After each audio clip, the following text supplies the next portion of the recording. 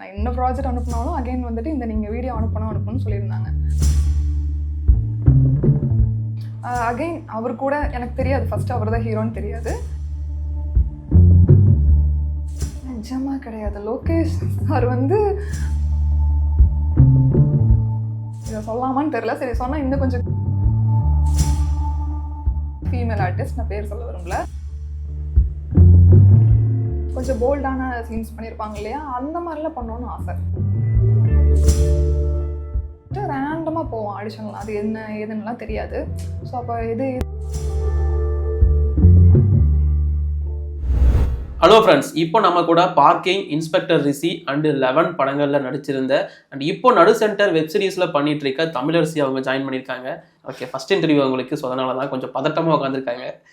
ஆமாம், எதுவும் அந்த அளவுக்குலாம் கேட்க மாட்டோம், ஜாலியாக தான். ஓகே. ஸோ ஃபஸ்ட்டு சொல்லுங்கள், இப்போ எப்படி இருக்கீங்க, என்ன பண்ணிட்டு இருக்கீங்க? நல்லா இருக்கேன். இப்போது மூவிஸ் அண்ட் வெப் சீரிஸ் தான் பண்ணிகிட்டு இருக்கேன். இப்போ என்ன ப்ராஜெக்ட் கரண்டாக போயிட்டுருக்கு நடு சென்டர் இல்லாமல்? நடு சென்டர் இல்லாமல் அகெயின் இன்னும் வெப் சீரிஸ், மூவிஸ் எல்லாம் போயிட்டுருக்கு. இப்போ இது ரிலீஸ் ஆனதுக்கப்புறம் நிறையா இன்னுமே ப்ராஜெக்ட்ஸ் வந்து கமிட் ஆயிருக்கேன். நடு சென்டர் வந்து உங்களுக்கு அந்த வாய்ப்பு எப்படி கிடைச்சது? மீன் அதுக்கு நீங்கள் ஆடிஷன் அட்டன் பண்ணீங்களா, இல்லை எப்படி நீங்கள் அதுக்குள்ளே செலக்ட் ஆனீங்க? நடு சென்டர் வந்து எனக்கு எப்படி கிடச்சதுன்னா ஆடிஷன் மூலியமாக தான். பட் வந்து அது லாஸ்ட் மினிட்ல கிடச்சது. இப்போ நான் ஒரு ஃபங்க்ஷனில் இருந்தேன், ஒரு மேரேஜ் ஃபங்க்ஷனில் இருந்தேன். அப்போ இந்த மாதிரி ஒரு வெப் சீரிஸ்க்கு வந்து கேட்குறாங்க. ஸோ வந்து ப்ரொஃபைல் அனுப்புங்கன்னு சொல்லியிருந்தாங்க.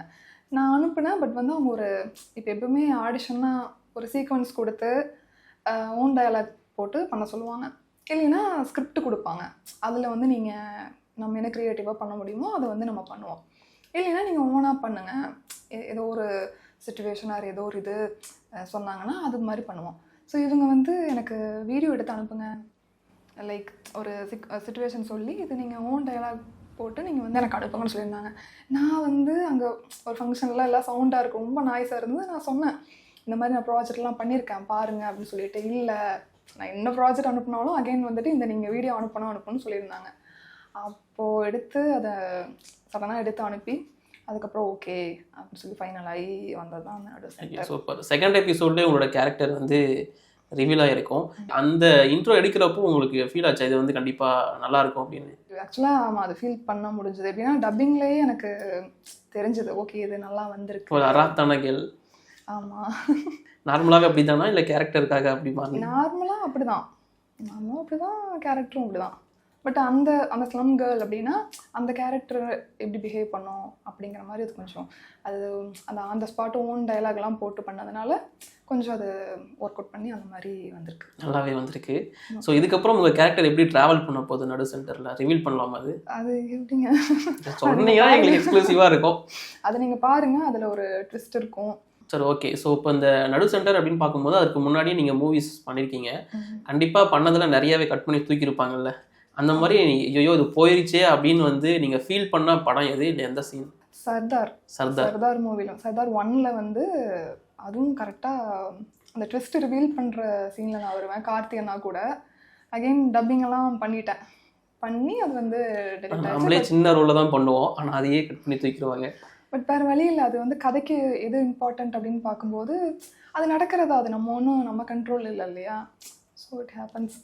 ஓகே. ஸோ அதுக்கப்புறம் பார்க்கிங் ரொம்ப முக்கியமான படம். ஸோ நேஷ்னல் அவார்ட்லாம் வாங்கிச்சு, அதில் நீங்களும் ஒரு பார்ட்டாக இருந்தீங்க. ஸோ அந்த எக்ஸ்பீரியன்ஸ் சொல்லுங்கள், எப்படி இருந்துச்சு? அது ஆக்சுவலாக அது ஆஸ் யூஷுவல் ஆடிஷன் போய் நான் பண்ணதான், அப்படி கிடச்சதான் பார்க்கிங். ஸோ பண்ணும்போது எனக்கு நம்ம பண்ணுற படம் எப்போவுமே ஹிட் ஆகணும்னு நினைப்போம். பட் அது இந்த அளவுக்கு ரீச் ஆகி ஹிட் ஆகி இவ்வளோ நேஷ்னல் அவார்டு வாங்கினதெல்லாம் வந்து ரொம்ப ஹாப்பி. ஆக்சுவலி உங்கள் சீன் வந்திருக்கோ இல்லையோ, ஆனால் நீங்கள் பண்ண எல்லா படங்களுமே ஹிட்டு தான், நோட் பண்ணீங்களா? ஆமாம். ஸோ அதனால தான் நான் கேட்டேன். அண்ட் இன்ஸ்பெக்டர் ரிஷி ரொம்ப டிஃப்ரெண்ட்டான ஒரு ப்ராஜெக்டாக இருந்துச்சு அது. ஸோ அதில் ஒர்க் பண்ண எக்ஸ்பீரியன்ஸ் எப்படி இருந்துச்சு? அதில் ரொம்ப நல்ல எக்ஸ்பீரியன்ஸ். ஆக்சுவலாக நந்தினி மேமாக இருக்கட்டும், அந்த டீம்லேயே வந்துட்டு இவங்க சீன்லாம் இன்னும் கொஞ்சம் மாண்டேஜஸ் அந்த மாதிரிலாம் ஆட் பண்ண நல்லாயிருக்குன்னு சொல்லி நாங்கள் அந்த ஃப்ரெண்ட்ஸ் கேங் இருப்போம் ரிஷியோட ஃப்ளாஷ்பேக் போர்ஷனில். ஸோ அந்த மாதிரிலாம் ஒர்க் அவுட் பண்ணி இனிமேல் ஹீரோ கூட இவங்களாம் இருக்கலாம்னு சொல்லி நந்தினி மேம் அதெல்லாம் பண்ணாங்க.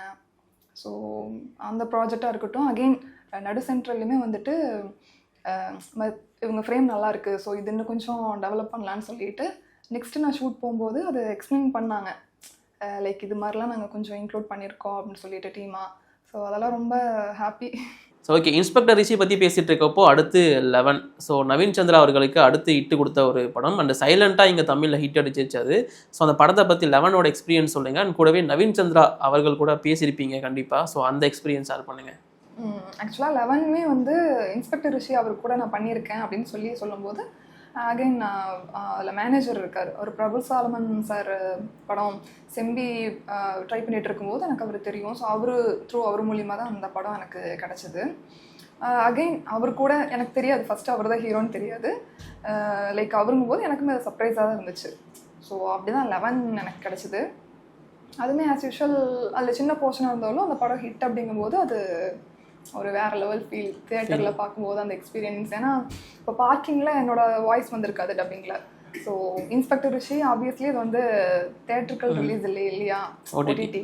ஸோ 11ல் வந்துட்டு நம்ம சீன் நம்ம வாய்ஸ் அப்படிங்கும்போது ஒரு மாதிரி அது பர்சனலாக சில பேர் கனெக்ட் பண்ணிக்க முடியும்னு நினைக்கிறேன். அந்த படம் க்ரைம் த்ரில்லராகவே ஒரு தனியாக ஒரு செட்டப்பை வந்து செட் பண்ணி இருந்துச்சு. ஸோ அந்த ஃபீல் உங்களுக்கு எடுக்கும்போது இருந்துச்சா? அந்த கான்ஃபிடன்ட் டீமுக்கு இருந்துச்சா? நிஜமாக கிடையாது. லோகேஷ் சார் வந்து எங்கள் சீன் வந்து பார்த்தீங்கன்னா டோட்டலாக வேறு மாதிரி இருக்கும். நான் படம் பார்த்துட்டு இருக்கும்போது எங்கே நம்ம சீனை காணோம், வருதா வரலையே. அப்புறம் சரி ஓகே, சிலதில் பாதி படம் போக போக தான் இது நம்ம பண்ணியிருப்போம் இல்லையா, நம்ம டயலாக் வந்து எங்கே கனெக்ட் ஆகுதுன்னு சொல்லி நானாக யோசிச்சு சரி பொறுமையாக பார்ப்போன்னா அது கிளைமேக்ஸில் வச்சுருந்தாரு. ஸோ வேறு லெவல். எடுத்தது ஒரு இடம், எடிட்டில் வச்சது ஒரு இடமா இருந்துச்சா? அப்படி கிடையாது, என்னாலே யூகிக்க முடியலன்னு சொல்றேன். உங்களாலே கெஸ் நடிச்சிருந்தாலுமே கெஸ் பண்ண முடியல உங்க டைலாக் எங்க வரும். அப்படி அவர் டைரக்டர் வந்து அப்படி யோசிச்சு பண்ணிருக்காருன்னு மேபி அது கூட சக்சஸா இருந்திருக்கலாம் 11ஓட இதுக்கு. அப்படியே இந்த நவீன் சந்திராவை பத்தி சொல்லிட்டீங்கன்னா நல்லா இருக்கும். அவர் கூட ஒர்க் பண்ணதெல்லாம் ஒரு கிரேட் எக்ஸ்பீரியன்ஸ்னே சொல்லலாம். நான் மட்டும் இல்லாமல் ஆக்சுவலாக அந்த கோ ஆர்டிஸ்ட் மற்றவங்களும் இருப்பாங்க இல்லையா, அவங்களுக்குமே வந்து லைக் நீங்கள் இப்படி பண்ணலாம், இன்னும் கொஞ்சம் நீங்கள் இப்படி பண்ணலான்னு சொல்லிட்டு ஒரு ஃப்ரெண்ட்லியாக அப்ரோச் பண்ணி அந்த சீனை வந்து கொஞ்சம் நல்லா வர வச்சாரு. ஸோ ரொம்ப என்ன சொல்கிறது, நல்ல வைபாக இருந்தது அவர் கூட ஒர்க் பண்ணுறது. சூப்பர். ஸோ இப்போ பேக் டு நடு சென்டர் வந்து நடு சென்டரில் நிறைய காஸ்டிங் இருக்குது. ஸோ இப்போ வந்து பசங்களாக நடிக்கிறவங்க இல்லாமல் சீனியர்ஸ் நிறைய பேர் இருக்காங்க. சசிகுமார் சார் இருக்கார், கலையரசன் அவர்கள் இருக்காங்க, ஆஷா ஷரத் இருக்காங்க. ஸோ இவங்க கூடலாம் உங்களுக்கு காம்பினேஷன் இருக்கா? ஸோ அவங்க கூட ஒர்க் பண்ணது எப்படி இருந்துச்சு உங்களுக்கு? இல்லை இவங்க கூட எனக்கு காம்பினேஷன் கிடையாது. பட் வந்து இதை சொல்லாமான்னு தெரில, சரி சொன்னால் இன்னும் கொஞ்சம் க்யூரியாசிட்டியாக இருக்கும்னு நான் நம்புகிறேன். ஒருத்தர் இமேஜினேஷன் பண்ணிகிட்டே இருப்பார் இல்லையா, அவரோட இமேஜினேஷனில் நான் ஒரு கேரக்டராக வருவேன். அப்படி வரும்போது அங்கே ஒரு கேமியோ ரோல் ஒரு ஆர்டிஸ்ட் பண்ணியிருப்பாங்க, ஃபீமேல் ஆர்டிஸ்ட். நான் பேர் சொல்ல வரும்ல, நான் சொல்லுவேன், நீங்களே அது போட்டாங்க அவங்கள, ரெஜினா அவங்க. ஆமாம் ஓகே, தெரியும். அதில் எனக்கு இல்லைங்க, அவங்களே பேர் போட்டாங்க. அப்படியா? ஆமாம், Sasikumar. Thanks to Sasikumar and Regina அவங்களே போட்டாங்க. ஸோ நீங்கள் சொல்லலாம். தெரியாது. ஸோ அதில் அதான் அவங்க வருவாங்க, அவங்க கூட ஒர்க் பண்ணேன். அப்புறம் சூர்யாவுக்கு எனக்குமே காம்பினேஷன் கிடையாது. பட் அவங்க அந்த ஃப்ரெண்ட்ஸ் இருக்காங்க இல்லையா, அவங்களோட அந்த காம்பினேஷன் சீன் வந்து அந்த இமேஜினேஷன் இதில் வந்து இருக்கும். ஓகே. ஸோ ஒர்க் பண்ணும்போது சூர்யா பற்றியுமே நல்லா பாசிட்டிவாக சொல்லியிருந்தாங்க. எல்லாம் கூட இருக்கவங்களுக்குலாம் வந்து ஹெல்ப் பண்ணிவிட்டு லைக் அவங்களுக்கும் ட்ரை பண்ண ஹெல்ப் பண்ணுறது அந்த மாதிரி பண்ணிகிட்டு இருக்காரு. ரொம்ப நல்ல விஷயம். அண்ட் அடுத்து உங்ககிட்ட நான் கேட்க போகிற கேள்வி வந்து, நிறைய ஆடிஷன் ட்ரை பண்ணியிருப்பீங்கல்ல. ஸோ அங்கே நடந்த ஏதாச்சும் கசப்பான மொமெண்ட் இருக்கா ஆடிஷன்ஸ் அப்படின்னு போய் அட்டன் பண்ணுறப்போ? அந்த மாதிரிலாம் எதுவும் இல்லை. ரேண்டமாக இப்போ நம்ம ஸ்டார்டிங் ஸ்டேஜில் வந்துட்டு ரேண்டமாக போவோம் ஆடிஷன்லாம். அது என்ன ஏதுன்னெலாம் தெரியாது. ஸோ அப்போ எது ஆடிஷன்னாலும் போயிடுறது அந்த மாதிரி. ஸோ அதெல்லாம் ஒரு கற்றுக்கிற ஸ்டேஜ் மாதிரி. அதுக்கப்புறம் வந்து பார்த்திங்கன்னா கொஞ்சம் சரி இந்த கம்பெனி, இந்த டேரக்டர், அதெல்லாம் பார்த்து போகும்போது தெரியும், ஆடிஷன் போகவும் வரும், அந்த மாதிரி தான். ஸோ அப்படியெல்லாம் எதுவும் இல்லை. ஓகே. ஸோ இது வரைக்கும் நீங்கள் நடித்த கேரக்டர், நடித்த படங்கள்லாம் பற்றி பேசிட்டோம். பட் இப்போ ஆக்சுவல் தமிழரசி யாருங்கிறத பேசுவோம். தமிழரசினா யார், எங்கேருந்து வராங்க, இந்த சினி ஃபீல்டுக்குள்ளே என்ட்ரி எப்படி நடந்துச்சு? ஓகே, நான் வந்து கோயம்புத்தூர் பக்கம் காங்கேயம் ஊர். ஓகே. ஸோ நான் படித்ததெல்லாம் வந்து ஊரில் தான். ஸோ படித்தது ஸ்டடீஸ் ஒர்க்கு எல்லாமே ஊரில் தான். யூஜி பிகாம் சிஏ பண்ணேன், பிஜி வந்து எம்காம் சிஏ பண்ணேன். சிஏனா கம்ப்யூட்டர் அப்ளிகேஷன். ஓகே. வேறு சார்ட்டட் அக்கௌண்டன்ட் நான் அப்படி தான் கேட்க வந்தேன். ஸோ காலேஜெலாம் முடிச்சுட்டு வெட்டியாக இருக்கும்போது எப்படி சொல்கிறது, இதை பற்றியே நான் பேசிகிட்டு இருந்தேன். இப்போ ஒரு நம்ம டிவி ஷோவில் நம்ம பார்க்குறோன்னா அதில் குக்கிங் ஷோ வரும், ஒரு டான்ஸ் காம்படிஷன், என்னென்னமோ போயிட்டுருக்கும். பட் இந்த பர்டிகுலராக அந்த ஆக்டிங் ஓரியன்டாக இருக்கிற அந்த அவார்ட் ஃபங்க்ஷன் அந்த மாதிரிலாம் பார்க்கும்போது நம்மளுக்குள்ள ஒரு நரம்பு புடைக்கும். நாமளும் அங்கே போய் அவார்டு வாங்குகிறோம், ஒரு நாள் அந்த ஸ்டேஜில் அவார்டு வாங்கிடுவோம். ஓகே.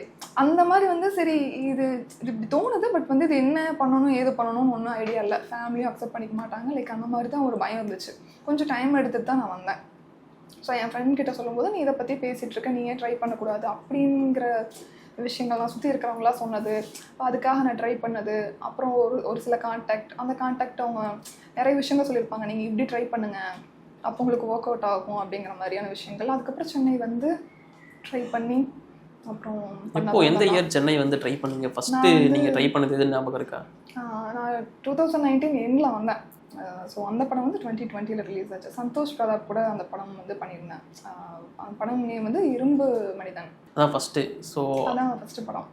ஓகே. இப்போ வீட்டில் என்ன சொன்னாங்க? நான் நடிக்க போறேன் அப்படின்னு சொன்னப்போ இல்லை, யார் வீட்லேங்க விடுவா? யார் வீட்லையும் விட மாட்டாங்க. அதுவும் பொண்ணுன்னா வாய்ப்பே இல்லை. ஆமாம். ஸோ அந்த மாதிரி தான் எங்கள் வீட்லேயும் அதெல்லாம் பாசிபிளே இல்லை அப்படிங்கிற மாதிரி வந்து சொன்னாங்க. ஸோ அது பயம், தயக்கம் எல்லாமே இருந்துச்சு. அதுதான் அந்த டைம் எடுத்துகிட்டு வந்ததுக்கான காரணம். ஏன்னா சென்னையில் எனக்கு பெருசாக ரிலேட்டிவ்ஸோ ஃப்ரெண்ட்ஸோ தெரிஞ்சவங்க யாருமே இல்லை. ஸோ எப்படி பொண்ணு அவ்வளோதான் தனியாக விடுறதுங்கிறத தாண்டி என்ன சினிமாங்கிறா, நடிக்கணுங்கிறா அப்படிங்கிற ஒரு பயம் இருக்கும் இல்லையா எல்லா ஃபேமிலிலையும். ஸோ நான் வந்து ஒரு டைம் கேட்டேன். நான் ஒரு 6 months டைம் கொடுங்க, நான் ஏதோ ஒன்று ட்ரை பண்ணுறேன், வந்துச்சுன்னா நான் பண்ணுறேன், கண்டினியூ பண்ணுறேன், இல்லைன்னா நான் வந்துடுறேன் அப்படின்னு சொல்லிட்டு சரி போ ஏதோ ஒன்று பண்ணு அப்படின்னு சொல்லிட்டு பிடிச்சது பண்ணு அப்படின்ட்டு அப்புறம் அக்செப்ட் பண்ண ஆரம்பிச்சிட்டாங்க. லைக் தட் அந்த மாதிரி. ஸோ கண்டிப்பாக உங்களுக்கு வந்து இது ஒரு பெரிய கிரெடிட்ஸ் கொடுத்தாகணும். ஏன்னா 2019 வந்தீங்க, கொரோனா பீரியட் அதெல்லாமே தாண்டி சர்வை பண்ணி இங்கே சென்னையில் சர்வை பண்ணுறதே பெரிய கஷ்டம். அதுவும் சினி ஃபீல்டில் சர்வை பண்ணுறது அதை விட பெரிய கஷ்டம். ஸோ கண்டிப்பாக மேனேஜ் பண்ணி இந்த அளவுக்கு இருக்கீங்க. ஸோ அடுத்து தமிழரசி அவங்களோட எய்ம் என்னவா இருக்குது? எய்ம் என்னென்னா இப்போ பண்ணிகிட்டு இருக்கிற மாதிரியே கேரக்டர்ஸ் தாண்டி இன்னும் கொஞ்சம் ஸ்ட்ராங்கான கேரக்டர்ஸ் வந்து பண்ணணும். ஸோ கேரக்டர் ரோல்ஸ் தான் ஆசை பண்ணுறது. ஹீரோனாவும் பண்ண ஆசை தான், யாருக்கு இருக்காது. கண்டிப்பாக. பட் அதுக்கான டைம் வரும்போது பண்ணலாம். சரி ஓகே. இப்போ நீங்கள் வந்து டிவியில் பார்த்து நிறைய நான் வந்து பார்த்தீங்கன்னா பார்த்த உடனே எனக்கு கூஸ் பம்ப்ஸ் வரும். ஐ மீன் நீங்கள் அதை பார்த்து தான் நடிக்கவே வந்தீங்கன்னு சொன்னீங்கல்ல, டிவியை பார்த்து தான். ஸோ அந்த மாதிரி பார்த்துட்டு இருக்கப்போ நான் இந்த கேரக்டர் பண்ணால் நல்லா இருக்கும் அப்படின்னு தோணியிருக்கேன் ஏதாச்சும் ஒரு கேரக்டர்? அந்த மாதிரின்னு சொன்னால் இப்போது ஹிஸ்டாரிக்கல் மூவி எல்லாமே பார்த்தா தோணும். அதை தாண்டி வந்துட்டு இப்போது அகைன் ரெஜினா கெசன்ட்ரா, ஆண்ட்ரியா, இவங்கள மாதிரியான கேரக்டர்ஸ் கொஞ்சம் போல்டாக பண்ணியிருப்பாங்க. கொஞ்சம் போல்டான சீன்ஸ் பண்ணியிருப்பாங்க இல்லையா, அந்த மாதிரிலாம் பண்ணணும்னு ஆசை. வில்லி ஓகே. நெகட்டிவும் எனக்கு பிடிக்கும். நெகட்டிவாக பண்ணுறது வந்து ஆக்சுவலாக பண்ணியிருக்கேன் ஒரு சீரீஸ். அது ரிலீஸ் ஆகும் இந்த இயரில் கண்டிப்பாக, இல்லைனா நெக்ஸ்ட் இயர். வெயிட் பண்ணி பார்க்கலாம். ஏதாவது பேர் சொல்லலாமா? இல்லை பேர் பஞ்சாயத், அது டைட்டில். ஓகே. ஸோ நெகட்டிவ்னா நான் பண்ணது அதுதான். ஸோ நெகட்டிவ் ரோல் பண்ணணும்னு ஆசை இருக்குது. ஸோ ஏன்னா நிறைய பேருக்கு நான் கேட்டிருக்கேன் நெகட்டிவ் ரோல் பண்ணவங்க கிட்ட. ஸோ அவங்க சொன்ன ஒரு பதில் என்னென்னா, இது பண்ண சேலஞ்சிங்காக இருக்கும், ஸோ அதனால நான் அதை சூஸ் பண்ணேன் அப்படிங்கிற மாதிரி சொல்லியிருந்தாங்க. அந்த மாதிரி சேலஞ்சிங்காக உங்களுக்கு நீங்கள் சூஸ் பண்ணணுன்னா அது எந்த ரோலாக இருக்கும்? அந்த மாதிரி சொன்னோன்னா எல்லாம் இசுக்கு அந்த ஸ்டோன்லேயே சொன்னால் நல்லா இருக்குமே. நீங்கள் ரொம்ப சாஃப்டாக சொன்னீங்கன்னா யாரும் பயப்பட மாட்டாங்க.